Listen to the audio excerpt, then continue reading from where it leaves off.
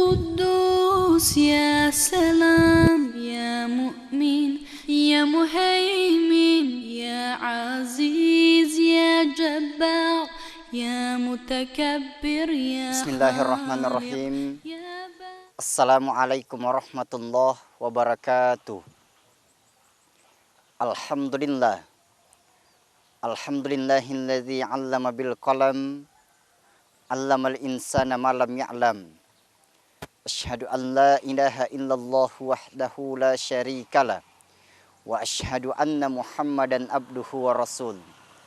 Allahumma salli wa sallim wa barik ala sayyidina Muhammad wa ala alihi wa sahbihi ajma'ina amma ba'du. Para pemeriksa TVNet yang dirahmati dan dimuliakan oleh Allah Subhanahu wa taala. Alhamdulillah, tiada kata yang paling afdal kita ucapkan selain kata alhamdulillah wa syukurillah. Karena pada saat ini kita masih diberi kesehatan dan kesempatan, dan yang paling penting lagi yaitu adanya nikmat iman yang diberikan kepada kita sekalian. Nah, kemudian selanjutnya salawat serta salam kita kirimkan kepada baginda Rasulullah sallallahu alaihi wasallam, Nabi yang merupakan sang revolusioner sejati, yang mampu merubah yang biadab menjadi beradab, yang salah menjadi benar, yang bengkok menjadi lurus dengan satu konsep ad-dinul Islam wal iman. Para pemeriksa TVNet yang dirahmati dan dimuliakan oleh Allah Subhanahu wa taala. Di dalam Al-Qur'an Allah berfirman, "Ya ayyuhalladzina amanu ittaqullaha haqqa tuqatih wa la tamutunna illa wa antum muslimun."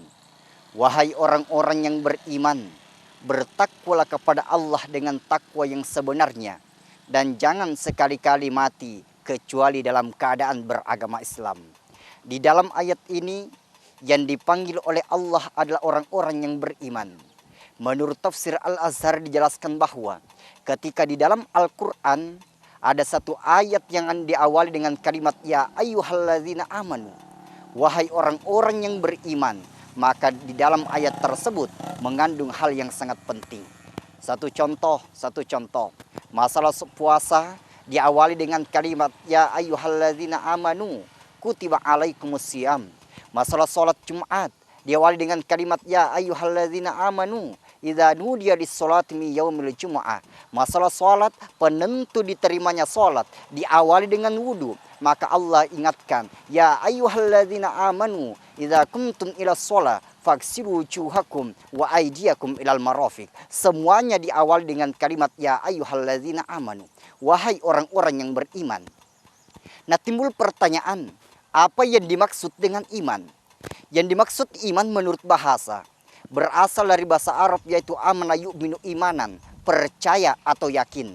Sedangkan menurut istilah al-iman huwa tasdiqul bil qalbi wa iqrar bil lisan wa amal bil arkan. Dibenarkan dalam hati, diucapkan dengan lisan, dan diaplikasikan dengan anggota badan. Jadi 3 indikator baru dikatakan orang beriman. Membenarkan hatinya, mengucapkan lisannya, dan mengaplikasikan dengan anggota badannya. Nah, timbul pertanyaan, kenapa justru hati yang membenarkan, bukan mata? Karena kalau mata cuma mampu melihat yang nampak, tetapi kalau hati mampu melihat yang tidak nampak, yaitu termasuk Allah. Makanya sering kita dengar, lebih baik buta mata daripada buta hati.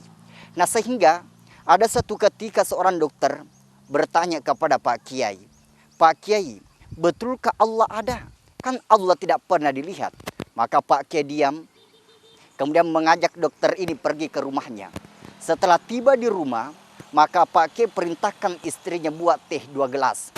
Setelah buat teh 2 gelas, maka Pak Kiai dengan dokter minum teh. Giliran Pak Kiai bertanya, "Dokter, boleh aku bertanya ya dok?" "Boleh Pak Kiai." "Dokter, apakah teh itu manis?" "Ya, teh ini manis Pak Kiai."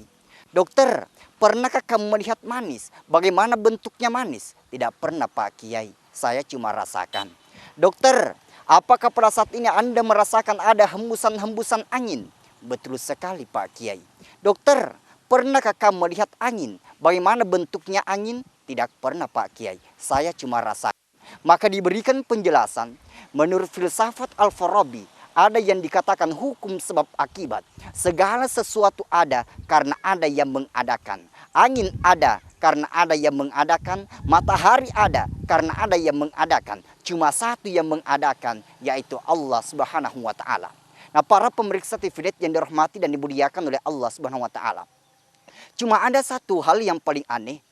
Pada masa Khalifah Umar bin Khattab, ada seorang sufi pergi bertanya kepada Khalifah Umar, "Ya Umar, sesungguhnya ada saya miliki, tetapi Allah tidak miliki." Maka membara mukanya Umar. Bahkan dalam riwayat, dia hampir tebas leher orang sufi itu. Sehingga tidak lama kemudian, datang Ali karamallahu wajhah, sahabat Nabi yang paling cerdas. Dia tatap wajah Khalifah memerah. Maka Ali berkata, "Ya Umar, kalau saya perhatikan wajah Khalifah, sesungguhnya Khalifah dalam keadaan marah." Maka Umar berkata, "Betul sekali Ali. Karena selama saya masuk Islam, barusan ada manusia lancang sekali mulutnya berkata, ada yang dia miliki, sedangkan Allah tidak miliki." Maka Ali berkata, "Ya Umar, perkataan sufi itu benar Umar. Bukan saya yang berkata, tetapi Allah sendiri yang berfirman dalam Al-Quran, yaitu Quran surah Al-Ikhlas, lam yalid walam yulad, tidak beranak dan tidak diperanakkan. Manusia mempunyai anak, manusia mempunyai ibu, manusia mempunyai bapak, sedangkan Allah tidak ada orang tuanya, tidak ada anaknya, karena Allah laisa kamitslihi syai', tidak ada yang serupa dengannya. Huwal awwal wal akhiru, dia yang pertama tetapi tak berawal, dia yang terakhir tetapi tak berakhir. Maka itu persyaratan menjadi Tuhan. Nah, para pemirsa TVNet yang dirahmati dan dimuliakan oleh Allah Subhanahu wa Ta'ala. Nah, kemudian kalau kita perhatikan ayat ini secara tekstual, berarti ada orang beriman tetapi belum bertakwa kepada Allah. Satu contoh. Ketika ada orang rajin ke masjid menggunakan sandal jepit, ternyata keluar dari masjid, dia ganti sandalnya dengan sandal. Berarti inilah orang beriman tetapi belum bertakwa kepada Allah Subhanahu wa Ta'ala. Maka inilah yang dipanggil oleh Allah. Nah, sehingga kita diajarkan oleh para ulama kita, ketika ada orang yang bertakwa kepada Allah, ketika ada ingin takut kepada Allah, maka ada syarat-syaratnya yang perlu dia laksanakan. Karena ingat pemirsa yang sempat, para pemirsa TVNet yang dirahmati dan dimuliakan Allah. Ingat, ketika kita takut kepada Allah, berbeda ketika kita takut kepada makhluk lain. Ketika kita takut kepada Allah, maka kita berusaha mendekatkan diri kepada Allah.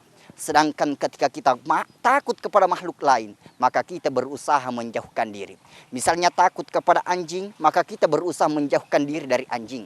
Ketika kita takut kepada seekor ular, maka kita berusaha menjauhkan diri dari seekor ular. Nah, sidang para pemirsa yang dirahmati dan dimuliakan oleh Allah Subhanahu wa Ta'ala. Nah, kita lanjutkan setelah segmen berikut ini. Ya Allah, ya Rahman, ya Rahim, ya Malik.